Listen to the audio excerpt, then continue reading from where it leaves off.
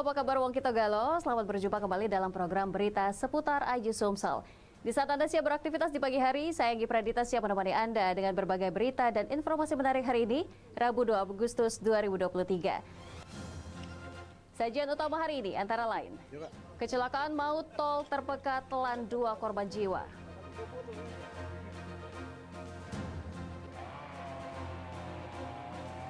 Penyulingan minyak terbakar dibongkar petugas.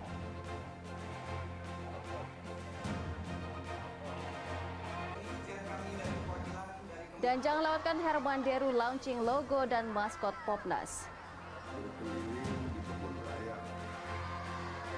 Pemirsa, inilah seputar Aji Sumsel selengkapnya.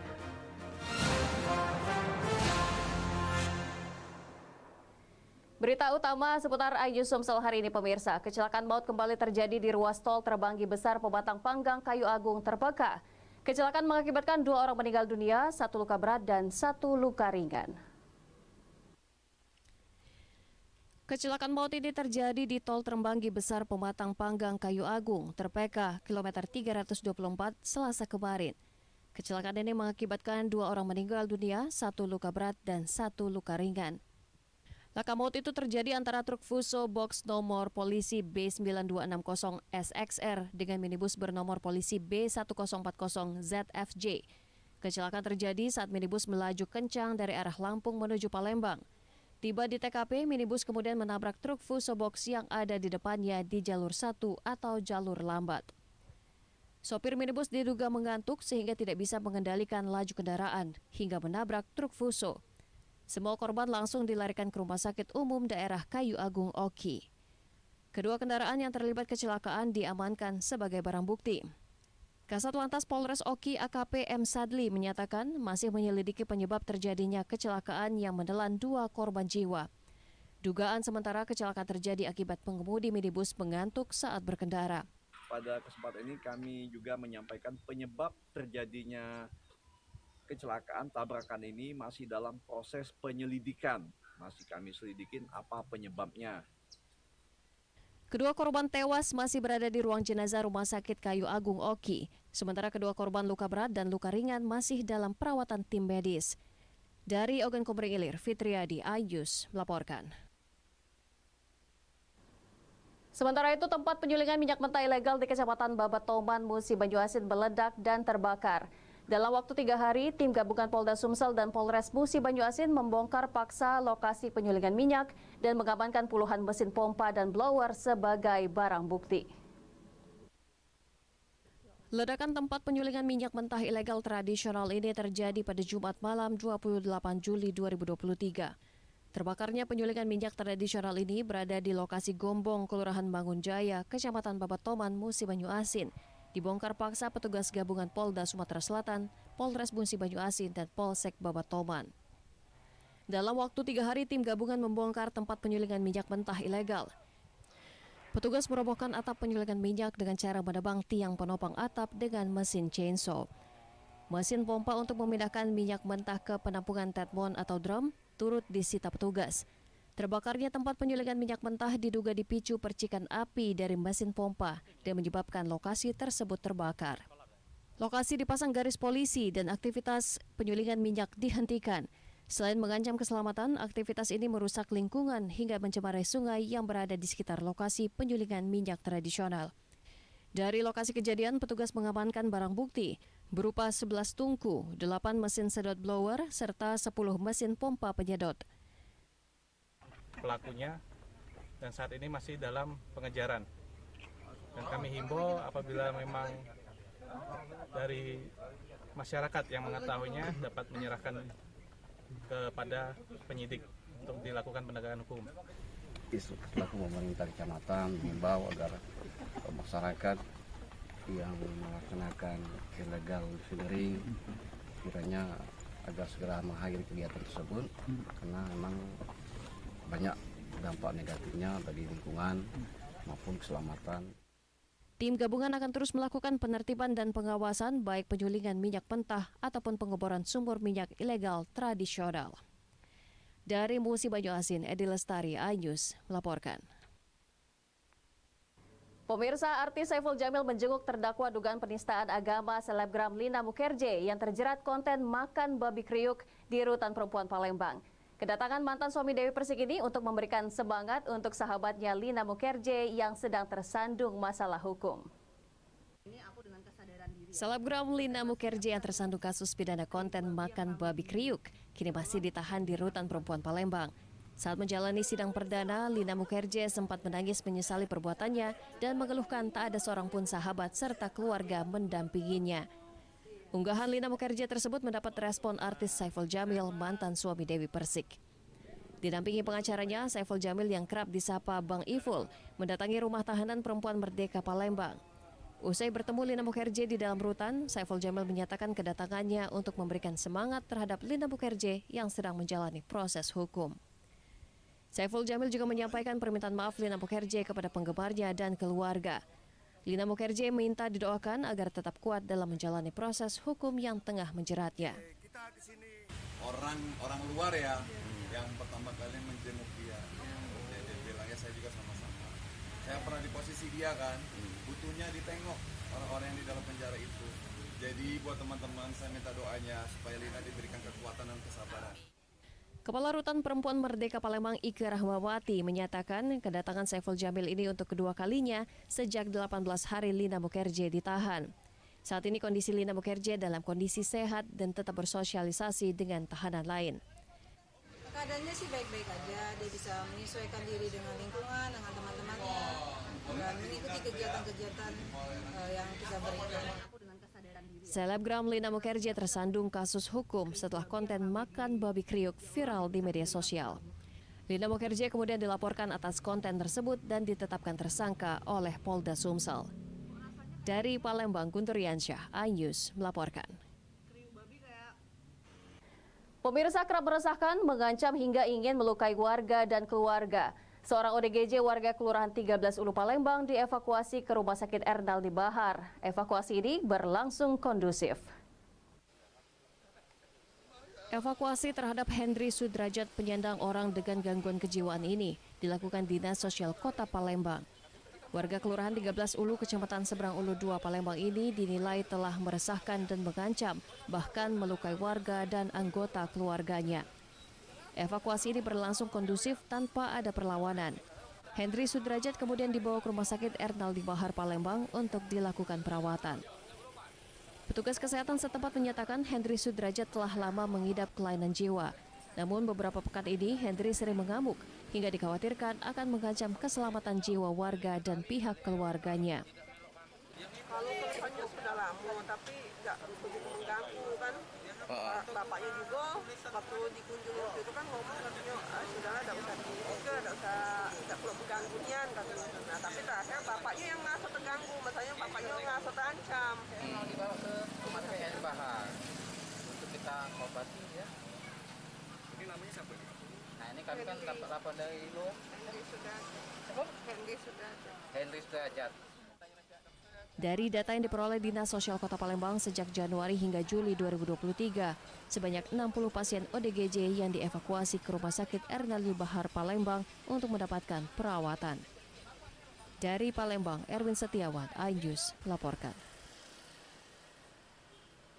Stadion Gelora Sriwijaya Jakabaring Palembang tidak masuk dalam 4 list inspeksi atau pengecekan stadion untuk persiapan Piala Dunia U17 yang dilakukan FIFA mulai Sabtu lalu. Meski demikian, Kota Palembang masih berharap ditunjuk sebagai tuan rumah Piala Dunia U17 karena GSJ sudah terbukti siap menggelar Piala Dunia. Sekretaris Tim Teknis Asprov PSSI Sumsel, Faisal Mursyid menyatakan hingga saat ini belum ada informasi pembatalan GSJ sebagai penyelenggaraan Piala Dunia U17 dari FIFA ataupun PSSI. Meski FIFA saat ini hanya mengunjungi 4 stadion yang ada di Pulau Jawa, Mursyid mengklaim persiapan GSJ sudah mencapai 99%. Perbaikan infrastruktur dan lapangan latihan khusus yang diminta FIFA telah dilakukan. Pihaknya mengikuti saja, karena kalau bicara GSJ, semua yang direkomendasikan FIFA untuk perbaikan sarana dan prasarana sudah terpenuhi sesuai standar. Sebelumnya ada 8 stadion yang direncanakan menjadi venue Piala Dunia U17 2023. Rinciannya Stadion Utama Gelora Bung Karno Jakarta, Stadion Manahan Surakarta, Stadion S1 Jalak Harupat Bandung, Stadion Kapten Iwayan Dipta Bali. Kemudian ada Stadion Gelora Bung Tomo Surabaya, Stadion Gelora Sriwijaya Jakabareng Palembang, Jakarta International Stadium, dan Stadion Pakansari Bogor.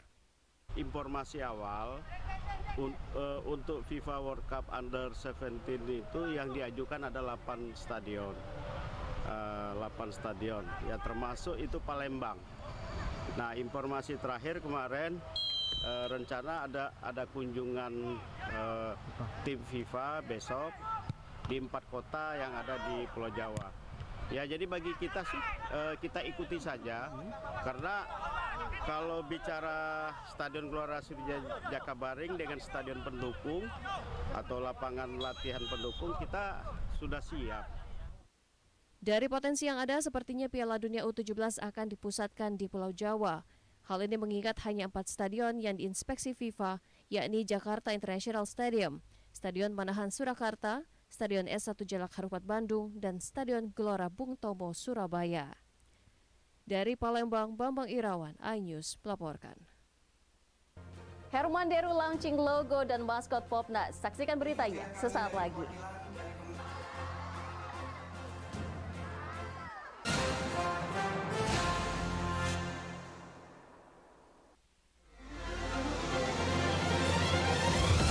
Tim gabungan kembali mengevakuasi korban kecelakaan bus Sriwijaya. Pemirsa, polisi akan mengumumkan hasil uji balistik penembakan gedung DPR. Pemirsa, razia minuman keras di Tangerang, Banten diwarnai kejar-kejaran polisi dan beberapa pemuda mabuk.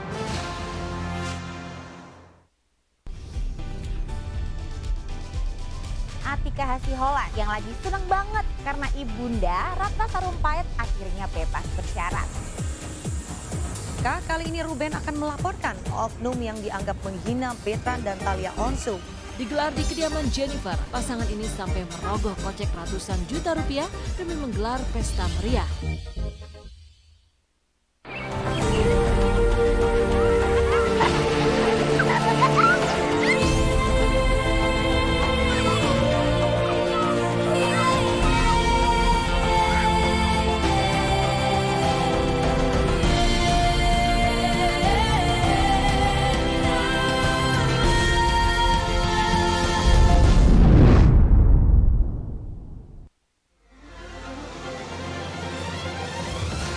Gabungan kembali mengevakuasi korban kecelakaan bus Sriwijaya.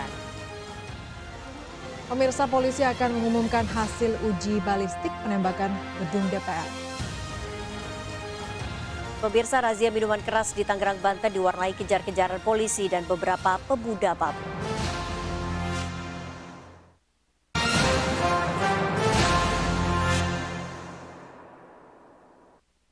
Pemirsa, Anda masih bersama kami dalam seputar iNews Sumsel. Ibu korban pembunuhan histeris dan memaki terdakwa serta orang tua terdakwa usai mengikuti sidang putusan di Pengadilan Negeri Muara Enim. Orang tua korban pembunuhan ini kecewa atas putusan majelis hakim.